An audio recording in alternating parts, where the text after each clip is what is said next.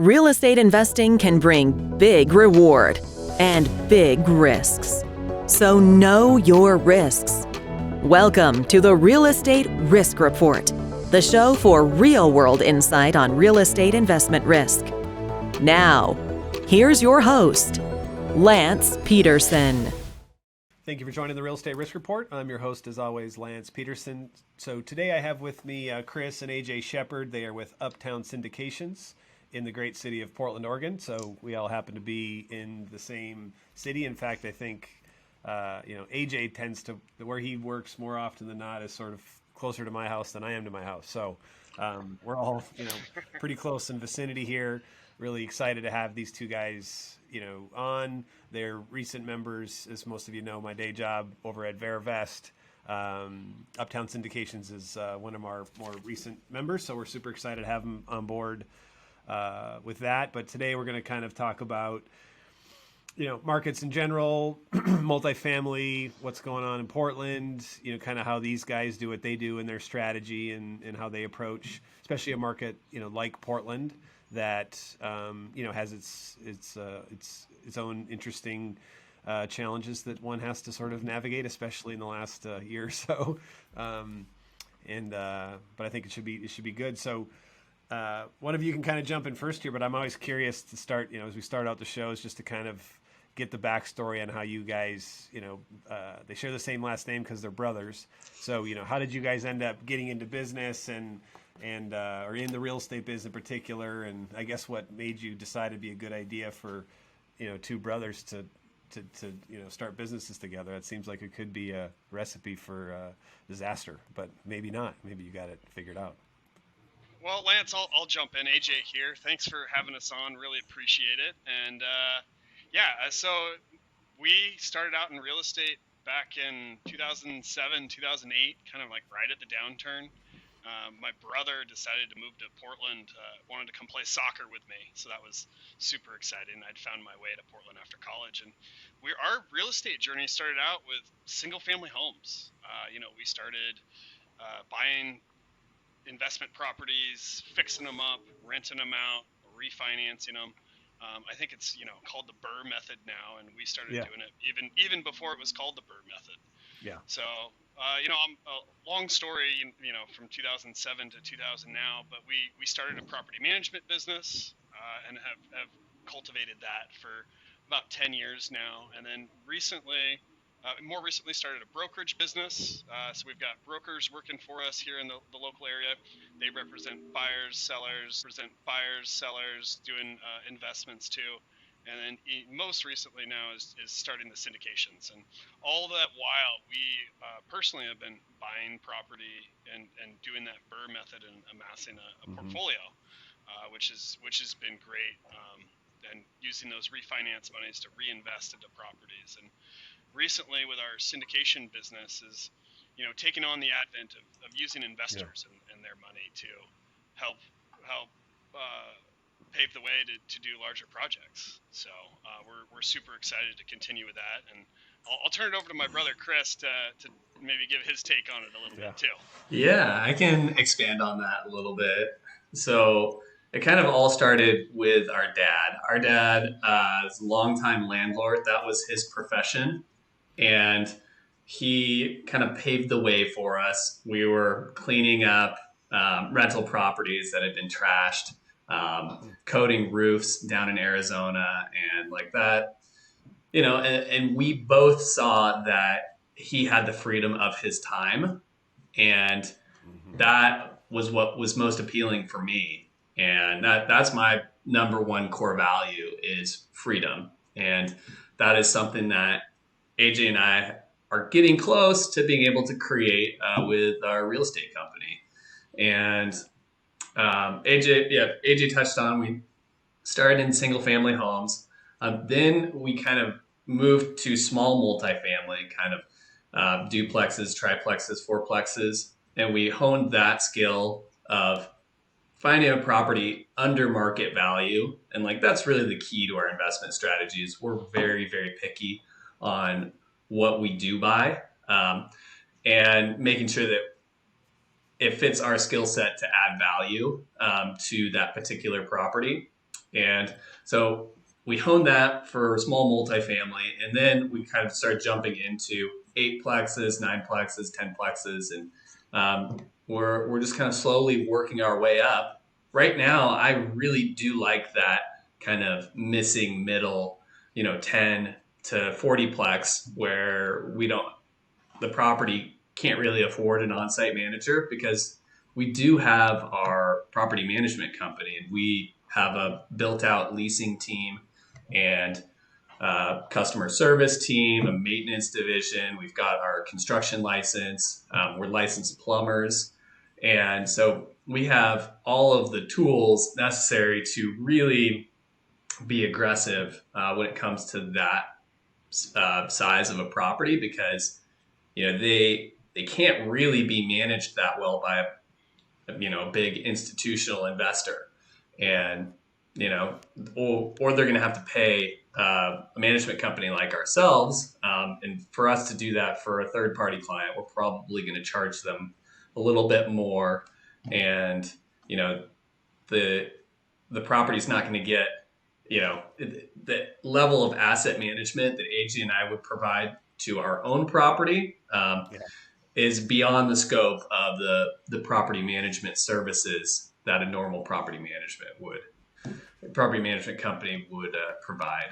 Yeah. So, no, and I think it's the power of that vertical integration, right? And it's, I think your guys' story is sort of illustrative of what it takes, is that you can't just roll out of bed and sort of have an instant on vertically integrated business. Yeah, it's not like right. Like it takes time. You've got to one part at a time, because before we hit record, like we were talking about, it's like ostensibly you guys have 12 different businesses. So when that's what it ends up being. But the fact that they all complement one another, that's what creates efficiency. And same with me and my day job. We look at it the same way, is that people think we're crazy too, but it's just when you see how all these things that are adjacent services or whatever, well, that's how you can create value. It's the same thing. You can't just wake up and decide that you're going to do create 12 businesses or 4 businesses at once. You kind of have to build each business as you go, but then being able to parlay that like you guys have with being investors and then doing the property management. Of course, that makes sense. And do you guys still then do property management for other owners? We do. So that's still, yeah. And do you find, is that a big part? Can that end up being a part of deal flow at times too, like for acquisition side? Mm-hmm. We've purchased a handful of properties from our clients. One portfolio in particular, in 2014, we bought 14 houses on the same street from one of our clients, and she was just ready to retire. She was running the business solo. Her husband had passed away, I think 10 years prior, and she just didn't want to handle all the deferred maintenance. And we got introduced to her from our carpenter knew the family, and so like, oh, you got to manage her property. So we started managing them, and she's like, wow, you guys are really good at this. Let's figure out how to sell off this. Let's figure out how to sell them off at one at a time. And AJ is like, well, we should just buy all of them at once and solve her problem and help, and she can own or carry the portfolio. And, now we just pay her a nice sum of money every month out of the rents. And she has a tax advantaged situation, and it was a big win-win for everybody. Yeah. And I think that's the other thing too, is you think about, real estate, and I know it's it's all location, and it's a local business. Like you hear those things over and over again, but it really is. And the reason why, to be a really, really successful investor, that's sort of what you have to have, because it's also fundamentally a relationship business, right? And so to your point, it's, the carpenter and, the people in a competitive market like Portland that has, it has topographical issues, right? We've got an urban growth boundary. Some of these things are really great. Like there's only so many places you can build. It's not just like it's flat, like where I'm from, North Dakota, where you can just build whatever you want, wherever you want. Not that anyone wants to be there, but people want to be here. It's obviously on a coast.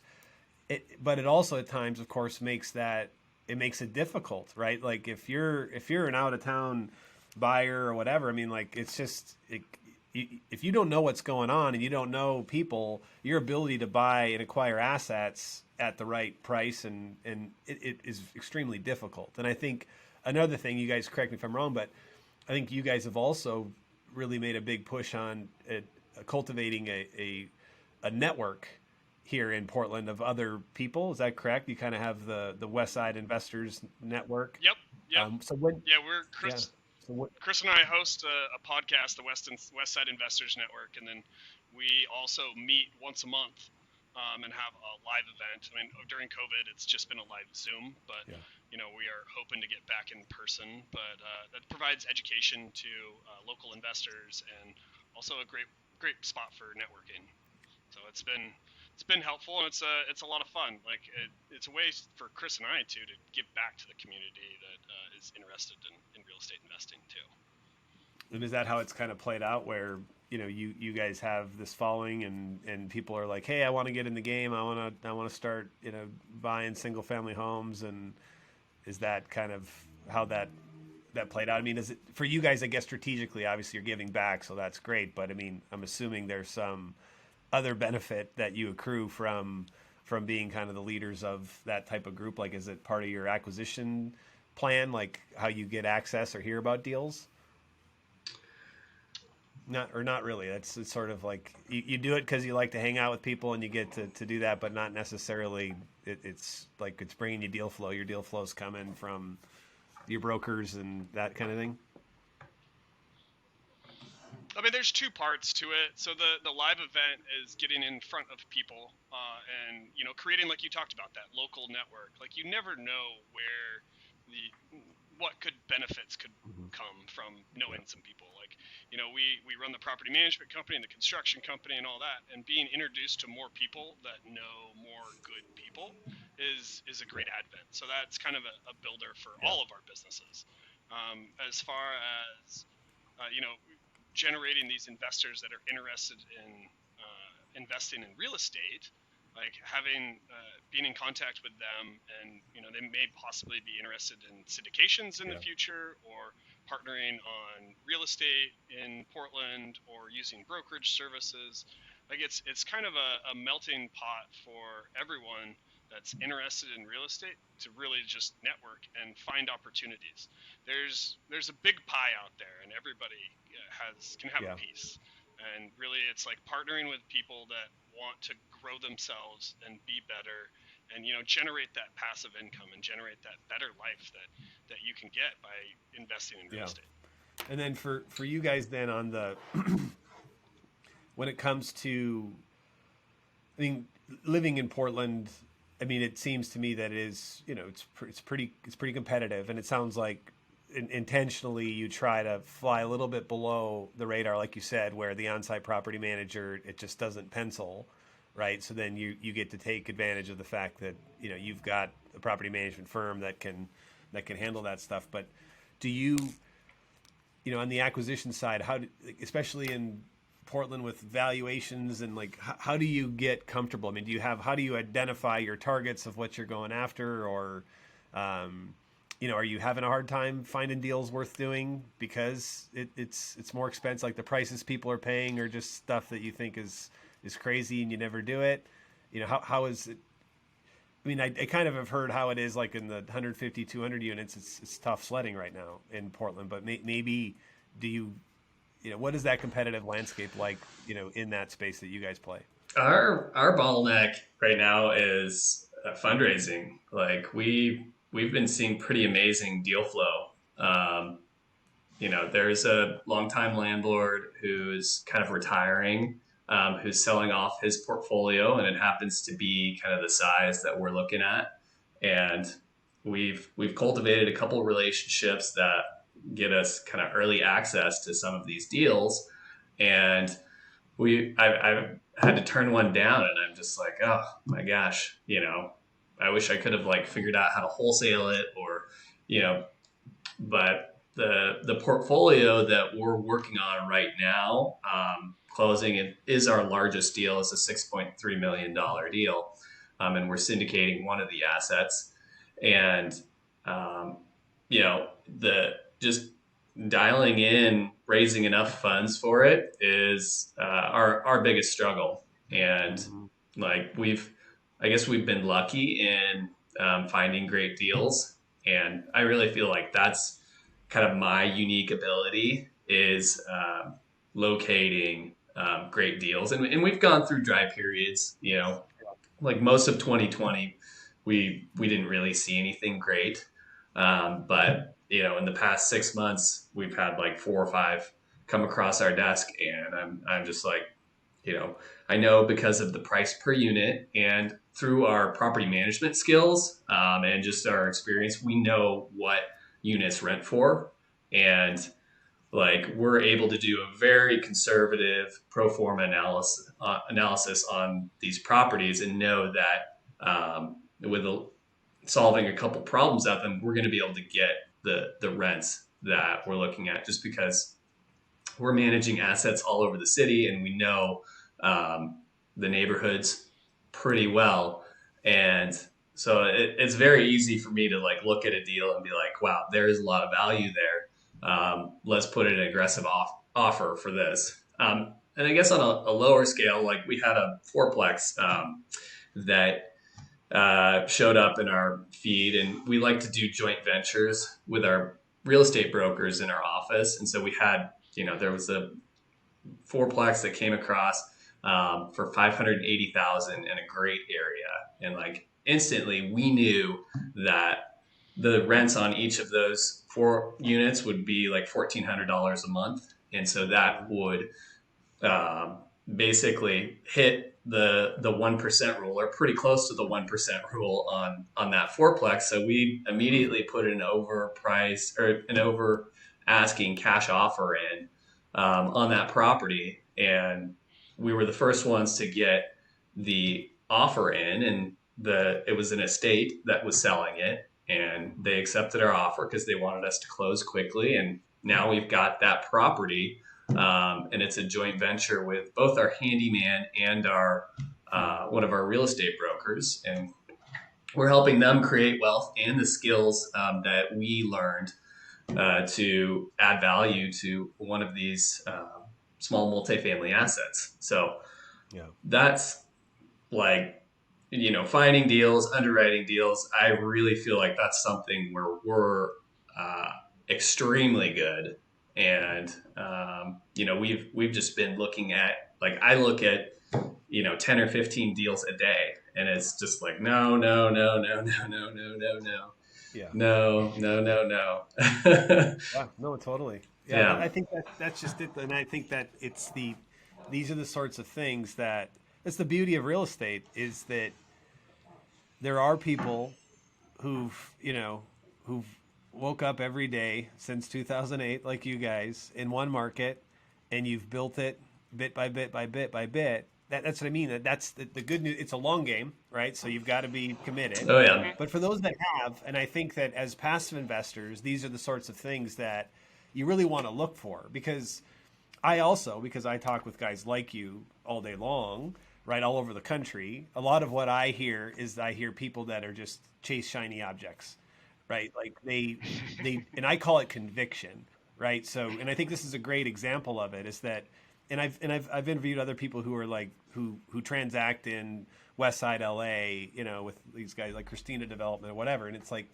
because you hear a lot of people say, well, you can't make money in multifamily in LA anymore, and you can't make money in Portland anymore, and I mean, people say these things, but it's like, how do you qualify that? Like, it's because you're saying that you as an outsider can't just decide to wake up tomorrow, then you can go in there and transact on the retail level, right?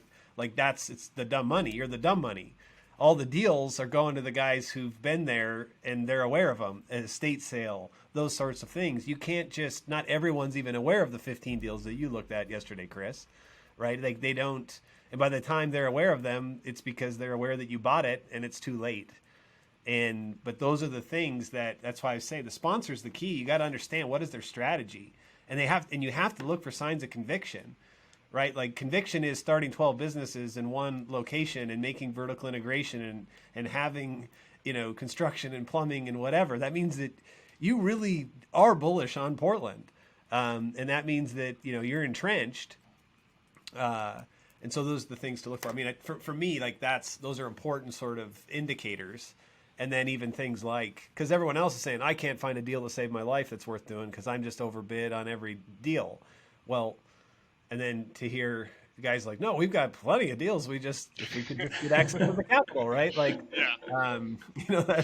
that's sort of the kind of things that you're looking to, get into, right? So for you guys, then you've hit on a little bit, right? I'm always curious when you do find that asset and you're able to acquire it at the price that you want. What are the handful of things that you guys do, like your go-to strategies for adding that value? I'm assuming a lot of it is it's getting control of those expenses and raising the rents. But are there other things, little things that you guys do that maybe others, your own little touches, your own little playbook or secret sauce? Yeah. So, I mean, we manage a lot of property, and we've been doing this a long time. So, one of the things that I've always said is, like, vacancy is the silent killer. We immediately go in and we start implementing rubs. And, as the properties turn over, I feel like our process prior to turnover is exceptional. We get into the units, we do scope of work inspections, we then dial in our contractors, and most of the contractors, like, we control fairly well. Like, some of them are our handyman doing work directly for us, or they're a subcontractor that already does a ton of work for us, so they're going to get in there on our schedule. I mean, we get in and get the units turned over in a much quicker manner than someone from, like, out of state could. I mean, they may not. We have those connections and that network already, like, built out. And then on top of that, the management piece, I feel like we've built out our management company to make sure that, we're doing yearly inspections and going by and making sure that there isn't stuff going on at the property that shouldn't be. And just, yeah. Chris, what can you add to Well, that? yeah, I'll follow up. Like, I feel like, due to the systems and processes that we have implemented in our property management company, inherently the value is added. Just like in days reduced vacancy, like we have a goal. If we're not doing a remodel on a unit, like we want to have less than 7 days of vacancy on that unit, and it's possible, especially because we know the market rents so well. So, like, definitely on that as well, AJ. But in our construction skills, we have awesome cabinet and countertop vendors, and when we're doing that scope of work inspection, we know that we need to do a full remodel on one of these units. Like, we're going to get in and out in a very quick amount of time, and we're going to remodel that unit to the level of the neighborhood and the level of rents that it's in. And we're not going to spend extra money where we don't need to, maybe deciding between laminate or quartz countertops, a cheaper LVT floor versus carpet, or, maybe doing something higher end, just depending on the neighborhood. So that's kind of like standard stuff. On our last syndication, we had a pretty fun value add idea. It's kind of this sprawling garden style apartment, probably on an acre or an acre and a half. And, that the landscaping cost of keeping all of that area, well manicured was really high. So what we're going to do is we're going to provide personal backyards for all of the units, shift the responsibility of, land, like maintaining that area inside the fence to the tenants, and as well provide them a personal private backyard space, which they'll all enjoy, which is huge added value, and it cuts down on our landscaping costs. So, looking for unique ways to increase value like that. Not every property or project has that, but most of the deals that we find too, the owner's paying for utilities. And so that is just like an immediate changeover where like we're implementing rubs, billing back utilities, letting them know, hey, we can install water diverters so that the water bill is cheaper for everybody. And please conserve, and like this is better for the environment, it's better for you guys because most of our rents we're charging below market rent, and we underwrite all of our deals that we will be charging under market rent because our biggest goal is to keep the property at maximum occupancy. Like AJ mentioned it, vacancy is the silent killer, and turnover is also like one of the most expensive things a property owner can experience. So we want our tenants to stay for a long time, and we want them to be happy. So we're always tracking tenant satisfaction and lease renewal rate as metrics for our property management company. Yeah, no, it's makes sense. It just shows you a lot of it. It's very you mentioned a process, but it's about execution, right? Like it's all about that. Like that's how you create the value. It's in those little things of just executing, staying on top of it, ensuring that the people that are in there are happy, they don't move out. I mean, it's easy to say. I think it's harder to do, right? Yeah. Yep. It's because if you're an out of state owner and you're working through some other, you guys mentioned it. I mean, what you do for your own properties is not necessarily what you're doing for, and you're still probably delivering really great third-party property management services, but okay, it's the ownership mindset. And you guys know this, being entrepreneurs just like me. I mean, it's easy for me to say things, but I've got employees. Like, I have a lot of motivation, intrinsic and financial motivation to make it happen. I'm an owner. They're an employee, and you see that, and you have to deal with that. And so, owning the property and what you guys are going to do makes a huge difference. I've had other guests who figured out, once again, but they take it seriously. Like, if we're going to have to use third-party property managers, then we've got to be on them, and we have to treat them like they are employees and give them all the reasons to service our account more. It's not just to like hire them and be done with it, and then complain about the fact that, because I mean, I see this stuff all the time. Like, oh, as a property manager, they were terrible, so we fired them, we hired another one, and then like, okay, I mean, okay. Right, but it's just those are the ways and the things that, once again, it's a passive investor. Those are the things you want to dig into, because I feel like sometimes, as you guys have probably seen, it's the shiny numbers. It's the 15 IRR and the projected 2.23x equity multiple, right? And look at these pretty pictures, but it just, I mean, that's not that stuff's not important, right? But it's like, how did you arrive at that? To your point, your pro forma you're not even pro forma rents aren't even at market.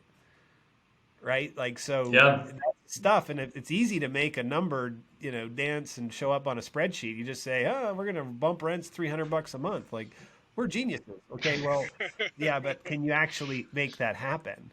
That's sort of what you need to dig into.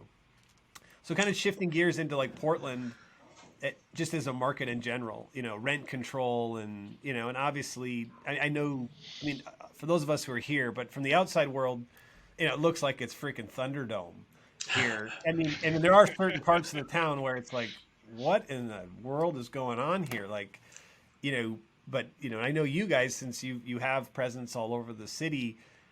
I mean, what's going on in this place? Like, I know it's not quite Thunderdome like the rest of the world thinks, but how do you guys feeling about all of this stuff?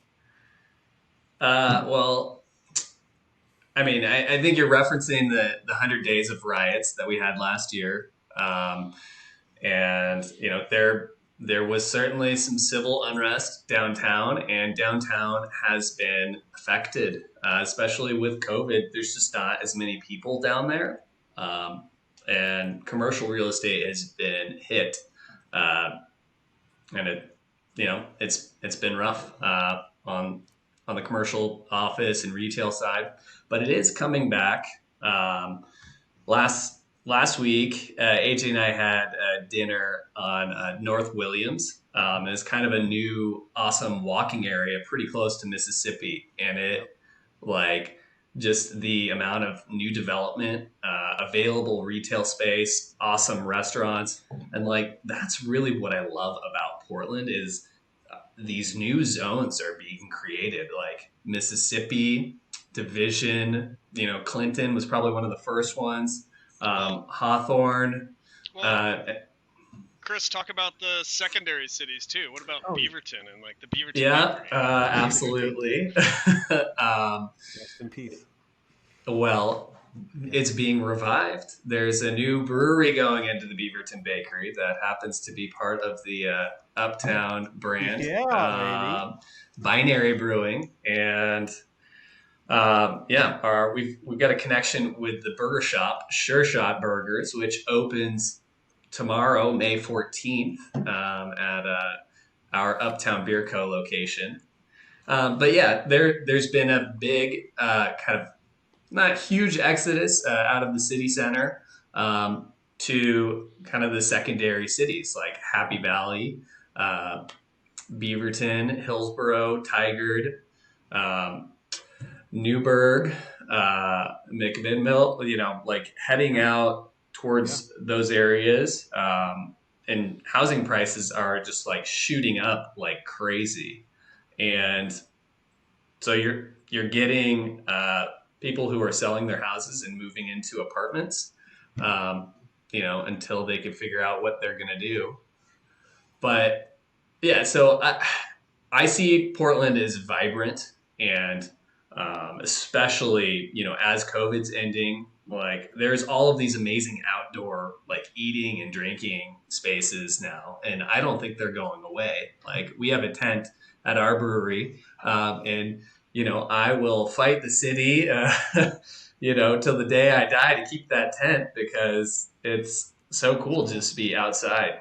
Um, AJ, do you want to touch on kind of relocation costs and the security deposit and tenant screening laws that City of Portland has implemented? Well, the state of Oregon implemented a rent control law, and previous to that, the city of Portland has relocation assistance. And in some ways, they complement each other, and in some ways, they're a little bit different. But these are the sort of like kind of nuances that, because we're here and working in this city all the time, that we're able to use those to our benefit. I mean, for instance, like the statewide law doesn't allow for no cause notices, but within the city of Portland, you can have a no cause notice, but you just have to pay some relocation fees. So, like Right. using these laws, we're able to really work with the tenants and work within that red tape and really make things happen. Whereas like from an outside perspective, like you read that stuff and like you don't know exactly what the applicable status is. Like it's one thing to be written, but it's like what is generally followed. And we Yeah. belong to property management organizations within the city and then within the state that feed us that information. Like we all talk with the same Yep. lawyers and we all have education to make sure that like we're all as property managers following the right stuff and following the rule of the road and what's collectively like mostly done. And so I think with that advent, like it really bodes well for being able to operate in this kind of like what an outsider would see as turmoil, we Yeah. see mostly as Yeah, opportunity. I agree. And that's why I bring it up. I always frame it this way with everything is because it's just people read headlines and they overreact. And it drives me crazy. Like, I get it. I mean, it's fun to sort of talk that way. Like, everyone's moving from San Francisco to Miami and Austin. Like, it's fun to say out loud. Um, but what does that mean, right? Like is that true? Everyone's leaving Portland and they're going to whatever. And there was an interesting article in what was it? Was it the Washington Post or New I York think it was Times that showing Forbes. the I think it was little Forbes that was like interactive Portland dots? was the new Yeah, Pompeii. yeah, exactly. Yeah, that's right. You had that one, which Forbes is just not. I mean, I don't trust anything that Forbes says, which is sad and a whole other conversation. But I guess, and I think that's what I get at. It's just that it's okay when it comes to real estate. It's very sub-market driven. There's little, you have these macro things you have to obviously pay attention to, but you can't take away from the fact that where Portland's located, and its beauty and all that it has going, like those things don't go away. It like any place, it has its ups and downs, and leadership at the city of Portland or whatever. I mean, like those things happen, but I think that from a real estate perspective, I think that's what's important to understand. Is just that people who are entrenched in a given market are going to figure out how to make money and add value in every market condition. And you guys, you know this as good as anybody. I mean, when you got, 2008, 9, 10, 11, I mean, obviously there was so much carnage. Your ability to go and acquire single family, I think it made a hell of a lot of sense. And that's where a lot of people came from, is that they cut their teeth, on that stuff. But it just, that's what's so great about real estate, is that it sort of is, there's this fluidity to it. And you mentioned it, Chris, like all those neighborhoods. When I first moved out here, like in 2000 or 99, I moved out here. I mean, when you go up to like Mississippi, like north, like holy smokes, dude! Like you're kind of like, you're careful. Or Alberta. God, I'm gonna get chipped here. Like this is not good, But that's the cool thing about it, right? Is that then I forget the guy's name. Like those developers, they come along and they see vision. They have vision, right? And they start to do things, and that's what the spirit of Portland ultimately. Besides what you read in the headlines, it has that in spades. And to your point, Chris, like you guys, we used to have a loan on Beaverton Bakery, and in downtown Beaverton was kind of a sad. It just was like it was nothing, right? But or even like downtown Tigard, or so the point is that that's the beauty of it, right? Is that people, you have vision for stuff, and you've got this, go in and make it better and livable and those things. And that's, so you even say like McMinnville, for those of you who don't know, like it's like, can you even get there from here? Far away. but like it's in the wine country, and it's a cool place. And you go to McMinnville, and it used to be you go to McMinnville, you're like, it's like a 2-horse town. It's freaking weird, but same thing. Like restaurants sprout up there that are, it's just, that's what's cool about it. And there's opportunity in those things. But if you're an outsider, you don't know that those things are happening, right? You have to be here to be a part of it, to take advantage of it, to create the opportunity. Yeah, there's this like idea of infill that is, redeveloping and filling in every single part of the city. And so just like that reinvestment into every single neighborhood, and every builder and developer is like looking at existing areas and trying to come up and figure out a plan that is going to like renew or just create this new amazing thing in something that's already there. And there's opportunities all over the city for that type of infill development. And that's really what the city of Portland really, really wants. And like that's why buying in an existing apartment in Portland and adding value to it is what I think is one of the best possible investments, in the United States. Yeah, no, I agree. And those are the characteristics you have to look at, is like I say, it's like urban growth boundary. I mean, despite like say, like they do want to see vibrance, and they want to see those things happen, and they're going to encourage those. And those are the things that you look at. And once again, this isn't unique to Portland, right? So there's other markets. I mean, I think that's the point, right? Is that when you're in it, you can figure out, given where the city is and it's, what's going on, you can figure out ways to make money, especially cities, obviously, that are, gateway cities like Portland and, and those sorts of things. There's opportunities galore. And, looking at the real estate investment landscape through that lens, I think is important. But I do believe that it often, that's not how most people approach it, right? And I think that's where, as passive investors, they sort of miss the boat on some of this stuff, because they are looking for, well, everyone says I should invest in North Carolina or the Sun Belt, so I should only invest in things there. I don't know what people say, but I feel like whatever it is they're saying, people are too quick to like just jump to whatever everyone's telling them they should do. And not to say that there's not opportunities in those markets, there clearly are, but it's just, it's digging a little bit deeper and figuring out who's active in those markets. In this case, of course, it's you guys. But I love, like, your story is great, because it's just, it's like you said, I mean, more, at the end of the day, you have an awareness problem. Like many great businesses, they have an awareness problem. Yep. Not enough people know you exist. That's why part of why we do this podcast, so that you can know that guys like you exist, and why I do a lot of what I do. But it's also to show, like, it's an illustration of what are the types of things that you're looking for in people who are good at, making it happen, right? At actually creating and adding value to real estate, which of course equates to, additional income streams and freedom, like you said, Chris, right? So those are the things. It's not a get rich quick game at all, right? No. This is a get rich slowly. Slow. Yeah, very, very slowly. Very slow. Yeah, so. But it can build up a big snowball after, Yeah. after you've put your time in. And, like, if you just look at one syndication investment, if that sells every 5 years, like, you're looking at, roughly 2 times, 4 times, and then 8 times. And that's, you're looking at that like in 15 or 20 years. That's a pretty solid return if you stick with it. It's beyond solid, and that's what I mean. Like, we all worship, Warren Buffett, but I mean, that's basically all he's ever been saying, right? I mean, it's just he does it in a different place, right? But that's what he's been saying the whole time. He's a value investor, so he's just saying, I don't know, I just look for great companies and I buy them, right? Like, and then I just wait. I just hold them for, in his case, for forever, or whatever his version of forever is.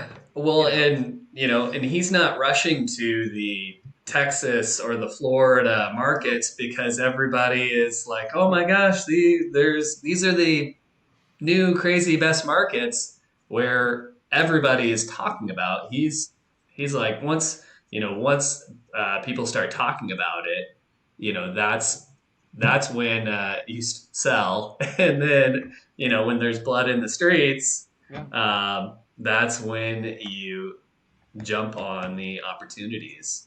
That's exactly right. And we could say this till we're blue in the face. We could talk about this for eight hours straight, right? And I guess that's just it for me. I'm going, I'm not telling you what to do. What I'm telling you is that your main thing should be focused on becoming a better investor. Yeah. And if you're passive, it doesn't mean that you're just like completely passive. That it means that you're not having to do all the heavy lifting like these guys do. That's the difference. But it doesn't mean that you need to use and apply the same thought process that Chris and AJ apply, right? As to how you evaluate opportunities and things like we just said. If everyone's rushing to invest in Austin, it might be the right thing to do. I don't know, right? But But if I decide that I think I want to contemplate investing in Austin, you're damn well sure that I'm going to spend a lot of time trying to make sure I understand what's going on there and who's got their finger on the pulse and a bunch of those other things. I think that's what's important, and then you make your decisions, right? And so that's what investing is, and we all need to. It's a skill that we all need to have, and not something that we can entirely abdicate to others, right? So that's kind of what I'm all about, but. This is great conversation. I love it. It's awesome that you guys are, in town and of course, for me, I get to hear where people think this is Thunderdome here, which makes me laugh. If I didn't watch the news or read the newspaper or whatever, like, to be perfectly honest, I would have never even. I don't even know that things were happening, right? So yeah. It's. Hopefully we can dissuade some of those opinions. I think we have our information. So, thankfully, the 100 days of riots are over. That doesn't help. That certainly didn't help. But cool. Well, where can people find you guys and learn more about what you're up to? Well, the Westside Investors Network is a podcast that Chris and I host, and we talk about real estate things and how to get more into real estate investing. If you're interested in investing with us, uptownsyndication.com is a great spot. And Chris and I's email address and phone numbers are all over that stuff, so you can find those, and those are best places to get a hold of us. Yeah, and if you want to give me a call, I love talking about real estate, so you can just reach out to me at my cell, 520-204-6727. Awesome. Cool. Well, thanks so much, guys. I really appreciate it. You have a good one. Thanks, Lance. Thanks for having us. Thanks for having us on. Yeah, this is great. Thanks so much.